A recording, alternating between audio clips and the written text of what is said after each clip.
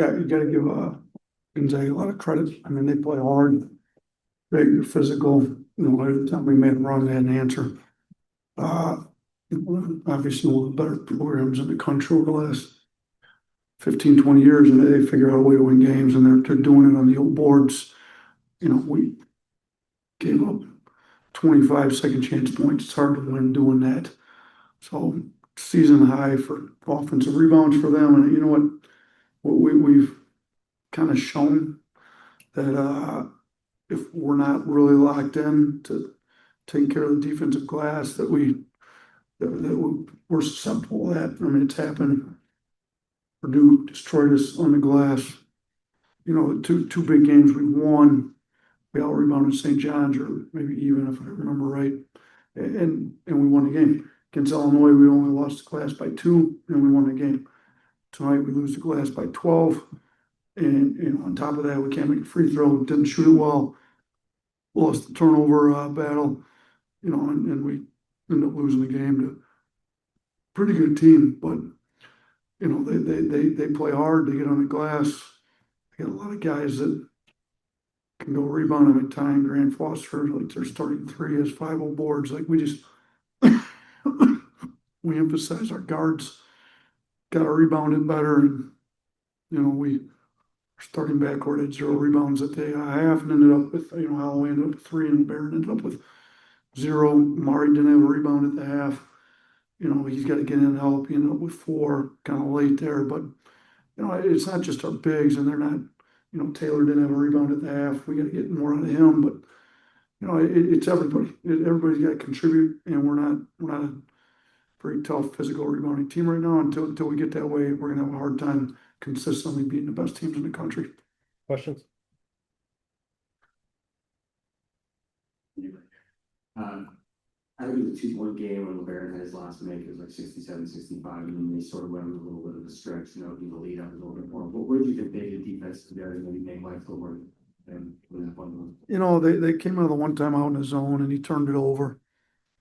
He's got to be better. I mean, he scored it well tonight.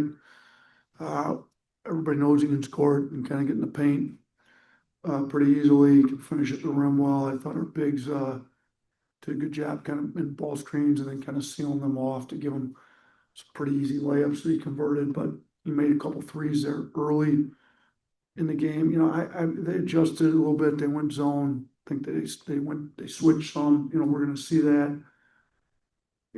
At St. John's, I don't think switched a whole lot. We weren't really ready for it, and they switched the whole game on us. So I think we're going to see different coverages, especially in ball screens, than what maybe some teams typically do, just because, he does a good job. I think he was kind of carving them up a little bit there with their quick showing back, and they adjusted and went to switching, and I don't think we did a great job tagging a switching. I don't think we did a great job attacking their zone, and they did a good job kind of switching stuff up, and he got slowed down there, but we can't. I mean, he did score 29. We can't, ask him to score 40 to win the game. Like, it'd be nice if he grab a rebound or take care of the ball better. He can't have 6 turnovers either, but we got to get more help for him. And some of that's on him. He's got to set his teammates up a little bit better to score and help them out a little bit. I mean, I think we've got one of the better shooting teams in the country, and we didn't shoot it well tonight. So we got to find better threes for our shooters.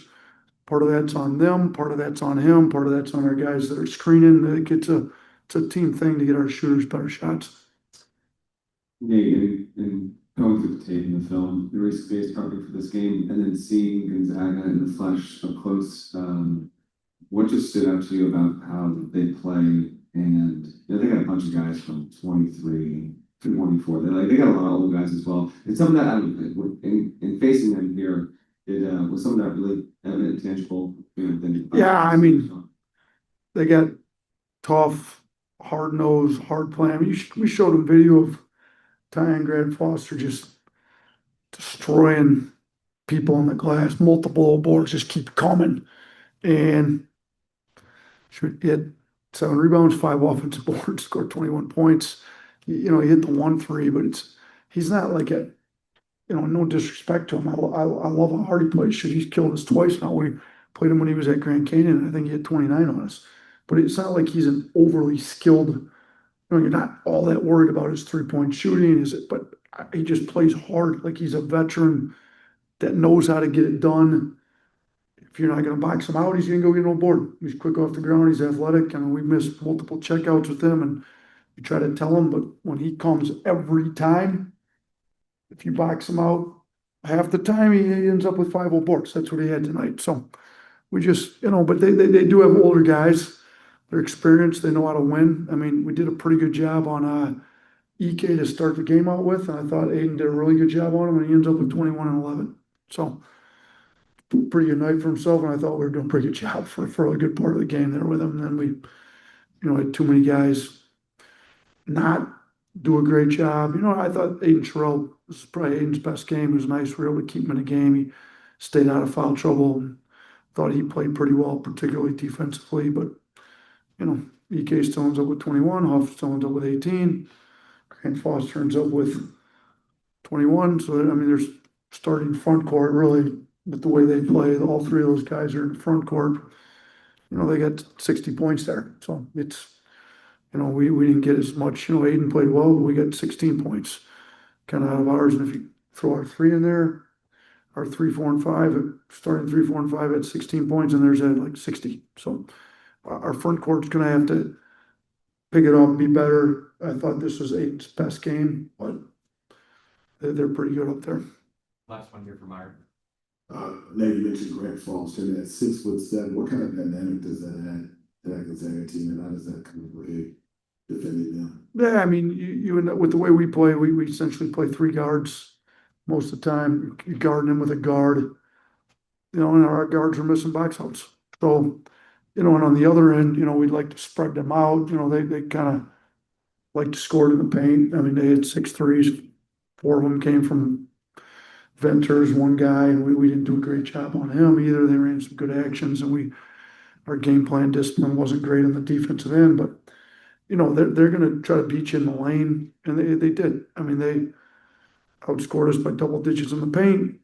It's 25-10 on second chance points, and I think Grant Foster's a big part of that. I mean, he drives the ball downhill, he gets on the boards, he just, man, if you're going to play 3 guards like we do, you got to have some tough guards.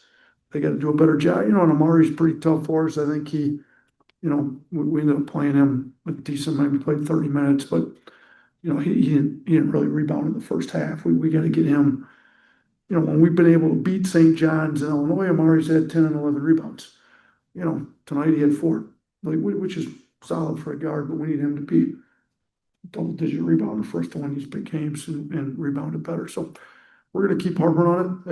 We're going to be one of the better teams in the country, but we're not going to be able to consistently beat these good teams if we can't consistently rebound it better than we are right now.